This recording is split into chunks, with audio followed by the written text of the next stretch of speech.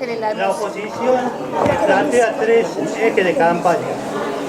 El aumento de tarifas que se dice que se viene después del 22, la flexibilización laboral y el tema de la jubilación, el aumento de la jubilación. ¿Cuál es la respuesta del gobierno a esto? Yo sé que hay una oposición al gobierno nacional que está un poco nerviosa, falta una semana nada más para las elecciones. La gente mayoritariamente se está sumando a este cambio, a esta transformación que ya lleva 21 meses en la Argentina, y esto genera nerviosismo y de alguna manera también esta campaña del miedo, tal cual fue en el 2015, de alguna manera subestima a los argentinos, a los cordobeses en este caso particular. ¿Se acuerdan que en el 2015 lo que se decía era que cambiemos, que el presidente Mauricio Macri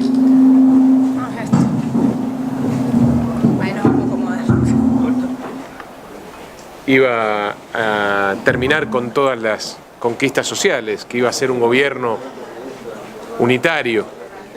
Y claramente hemos demostrado en estos meses de gestión que este es el gobierno que en la historia de la Argentina más presupuesto destinó al gasto social, que universalizamos en serio la asignación por hijo y además por ley, que logramos la reparación histórica para los jubilados que esperaron durante tanto tiempo que algún gobierno atendiera y defendiera sus derechos.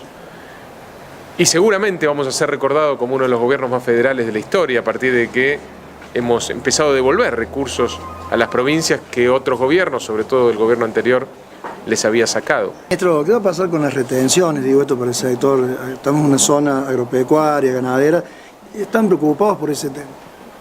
Bueno, el campo ha sido, de alguna manera, la cabeza de la punta de lanza, la locomotora de la recuperación que estamos viendo hoy, después de un año muy difícil, ¿no? Y realmente el campo ha sido artífice, protagonista de la recuperación de la economía argentina, que ya lleva 4 trimestres, este es el 4º trimestre consecutivo de crecimiento, ese crecimiento que ya se empieza a sentir también paulatinamente en los bolsillos de la gente, aunque todavía algunos sabemos no lo perciben, pero si seguimos por este camino eso va a ocurrir más temprano que tarde.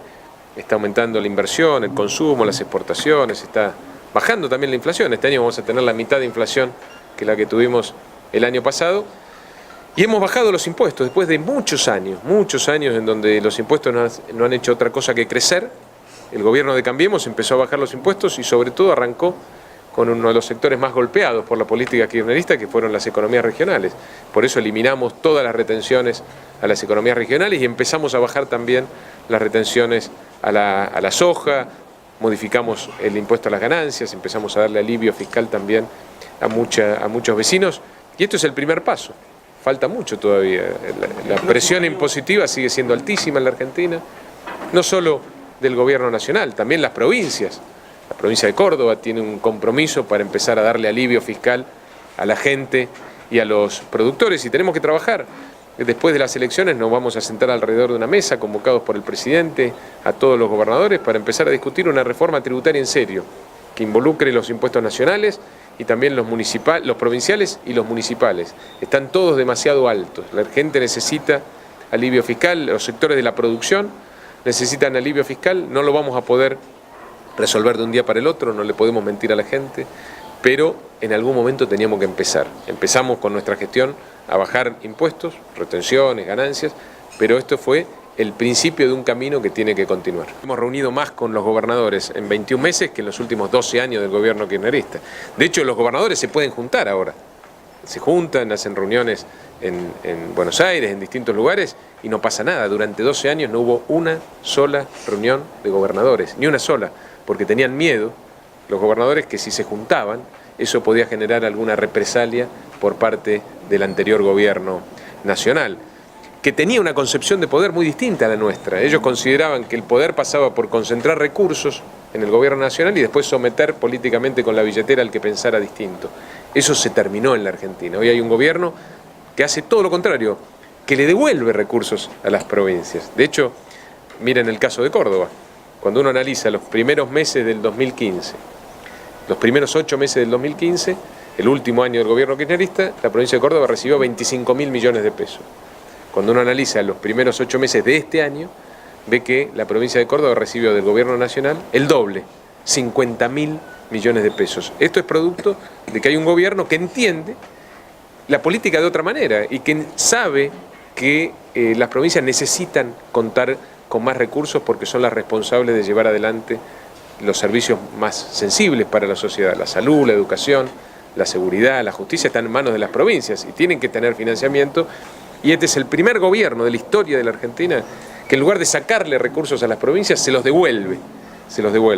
Y como le decía, el tema del conurbano y tantos otros temas pendientes que quedan en la relación nación-provincias lo vamos a resolver de la manera en la que resolvimos otros problemas en estos 21 meses de gestión, convocando el presidente a sus socios naturales, que son los gobernadores, alrededor de una mesa y buscando a través del diálogo un consenso. Eso es lo que quiere la gente de nosotros. Nosotros interpretamos que la gente se cansó de políticos que se la pasan acusando y peleándose con otros políticos.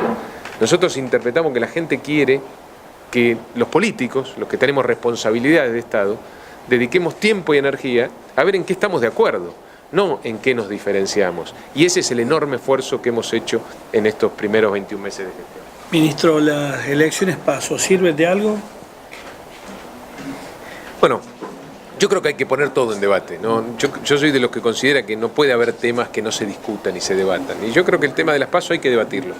Hay que analizar cuál fue el objetivo que se propusieron nuestros legisladores en su momento al sancionar la ley de las PASO y si ese objetivo se fue cumpliendo o no y si tenemos en el futuro que hacer modificaciones a esa ley.